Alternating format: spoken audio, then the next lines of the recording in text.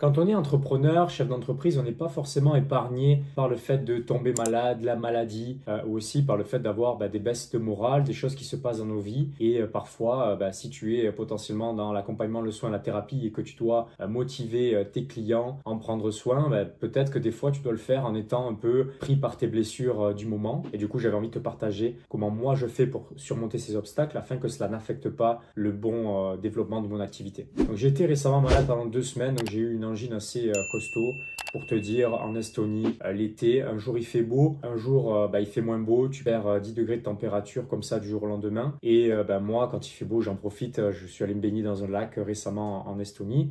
Et ensuite, quand je suis sorti, il faisait un peu plus frais, etc. Donc j'ai chopé mal. Et donc chaque année, ça arrive, chaque année j'y ai droit, alors que tout l'hiver, tout se passe bien, il fait moins 15 et je ne suis jamais malade quasiment. Et donc dans ces moments-là, tu te sens mal, ok? Tu as envie de rester au lit, tu es cloué au lit et tu as juste envie d'attendre que ça passe. Mais quand tu as une activité qui dépend de toi, forcément, tu peux pas te permettre ça. Tu peux te reposer, forcément, je suis pas un surhumain, mais tu dois faire tourner certaines choses. Toutes les semaines, moi personnellement, j'ai du contenu à créer, j'ai des clients à prendre soin, j'ai une communauté à fédérer. Donc j'ai pas mal de choses, donc aussi bien dans mon activité qu'aussi personnellement. Pour te dire aussi, il y a 2 ans, moi je suis quelqu'un qui joue au foot, je m'étais pété le poignet sur le terrain. Donc je me souviens, ça m'avait pas mal embêté pour taper à l'ordinateur. Aussi, il y a plus de 4 ans, j'avais du psoriasis, donc j'avais des problèmes de peau, donc inflammation de la peau sur tout le corps. Donc c'était forcément inconfortable au quotidien et je devais faire avec. Donc oui, il peut y avoir des influences extérieures ou même internes qui peuvent affecter le bon déroulement et le bon développement de ton activité. Tout ne va pas être parfait, tu ne vas pas avoir les circonstances parfaites à chaque instant pour faire en sorte que ton activité se passe au mieux. Même si, en effet, tu dois faire au maximum pour que tes circonstances deviennent de mieux en mieux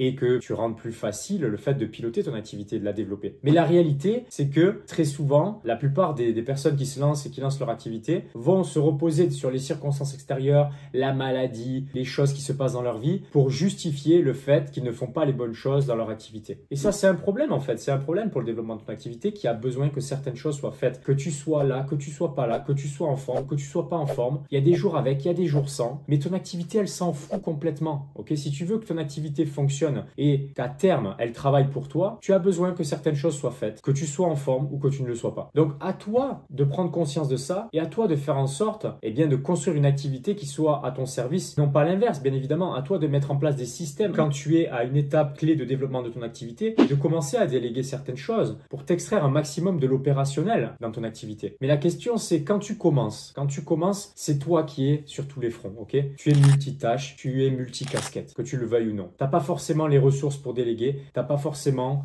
c'est en fait une question de ressources essentiellement et aussi une notion de compétence, ok? C'est pas uniquement j'ai l'argent, je délègue, mais il faut savoir déléguer, ok? Donc, quand tu commences, tout repose sur toi, tout repose sur tes épaules, tout repose sur tes performances à toi. Donc, ton rôle à ce niveau-là, c'est d'augmenter ton seuil de tolérance par rapport à ce qui peut se passer autour de toi et ce qui peut se passer aussi à l'intérieur de toi pour faire en sorte que tu puisses quand même, que tu sois en forme ou que tu ne le sois pas, faire les choses. Moi, pendant ces 2 dernières semaines, oui, ça a été compliqué. Oui, j'en ai chié, je te le dis, ok? Je devais tourner mes vidéos, j'avais la gorge à un moment donné, j'avais plus de voix, quasiment. Donc, j'ai dû m'arrêter, ok? Je suis pas allé, j'ai pas forcé, je suis pas allé au-delà de mes capacités. Et je me souviens, j'avais même un live le soir et ma voix commençait à s'éteindre lorsque je tournais mes contenus pour ma chaîne YouTube. Donc, je me suis arrêté, je me suis reposé et après, j'ai fait mon live. Mais je me suis pas reposé sur ça, par exemple, pour annuler mon live. Tu vois, j'aurais pu très bien, j'ai la voix cassée, j'annule mon live. Non, non, ok? Je me suis engagé, j'ai des choses à faire, je m'assure que ça soit fait mieux que possible. Les gens ont compris que j'étais malade, ok?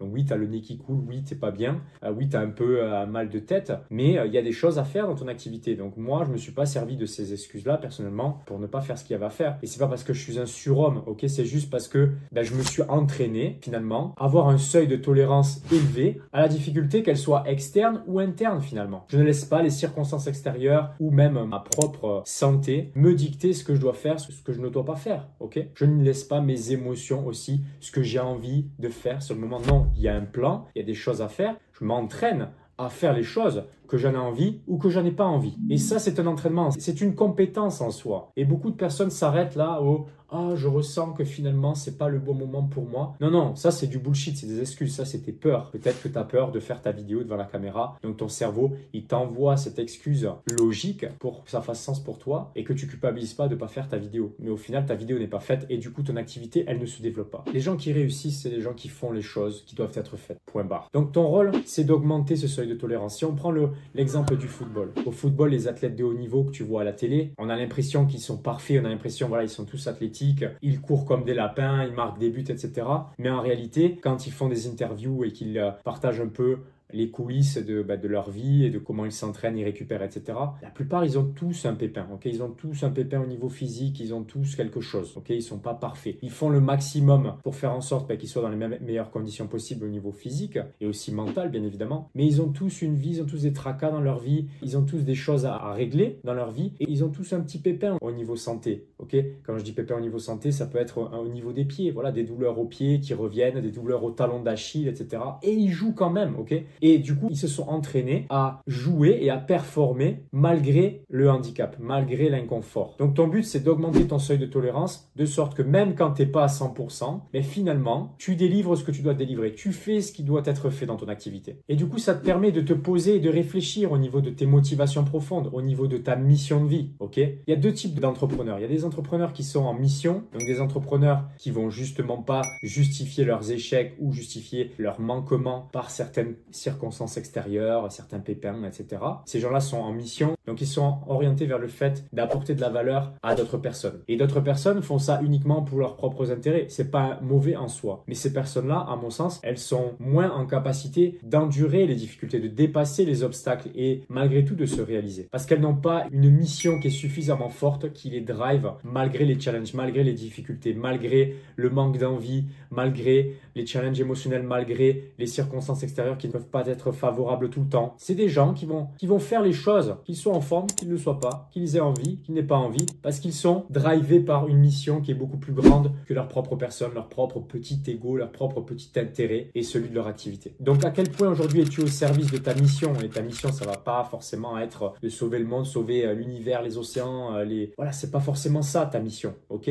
Mais à quel point ça te drive au point que quand tu ne peux pas faire les choses dans les meilleures conditions, ça t'énerve, c'est certain, ok? Moi, j'étais frustré ces 2 dernières semaines. J'avais envie de produire, j'avais envie de faire ce qu'il y avait à faire en me sentant bien quand je le faisais. Certes, ça m'énervait, mais j'utilisais cette énergie, cette frustration pour continuer malgré tout à créer, pour continuer malgré tout à apporter de la valeur, à servir ma mission qui est beaucoup plus grande que moi, ma petite personne ou celle de mon activité. Parce que quand tu contribues, quand tu apportes de la valeur aux autres, forcément, ça te donne la force de surmonter ces petites difficultés. Et tu vas remarquer que quand tu fais les choses malgré l'inconfort, tu commences à trouver du confort dans l'inconfort. C'est un peu comme le yoga. Personnellement, je pratique le yoga chaque semaine, 1 fois par semaine, parce que j'ai remarqué que pour le football, ça me permettait de bien récupérer et aussi par rapport à mon activité, à enlever certains blocages à l'intérieur, ok? Des blocages ou des résistances qui m'empêchent de manifester, d'attirer plus rapidement les résultats que j'aimerais dans mon activité, d'atteindre certains objectifs. Donc j'ai remarqué que ça avait un bénéfice aussi bien physique, hein. Le physique est relié à ton esprit, ok? Tout ce qui se passe dans ton physique,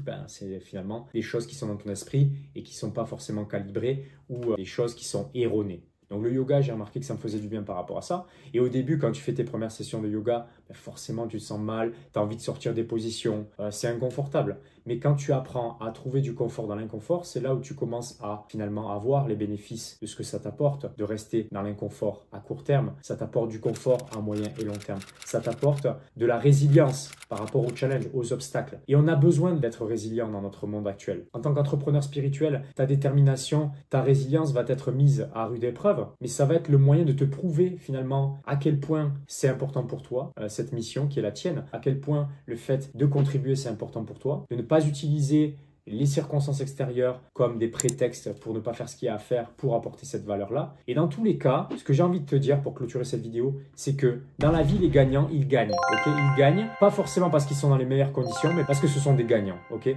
et les gagnants, ils acceptent l'inconfort, ils font en sorte de trouver du confort dans l'inconfort. Et les losers, les perdants, ils vont justifier la raison pour laquelle ils n'ont pas gagné et ils vont toujours justifier ça par rapport à une circonstance extérieure la plupart du temps. Donc tu as le pouvoir de transformer tes challenges, tes défis en force et du coup, c'est ainsi que tu pourras faire une grande différence pour toi dans ta vie personnelle, dans le développement de ton activité et aussi dans la valeur que tu vas apporter par ta contribution au monde. Ton activité, c'est juste un moyen, un véhicule pour réaliser ta mission. Donc j'espère que cette vidéo t'a plu, t'a aidé. Like la vidéo, abonne-toi, partage-la si jamais ça a été le cas. Si tu me découvres, je m'appelle Grégory Vivas. Tu peux t'abonner à ma chaîne pour ne pas manquer les prochaines vidéos.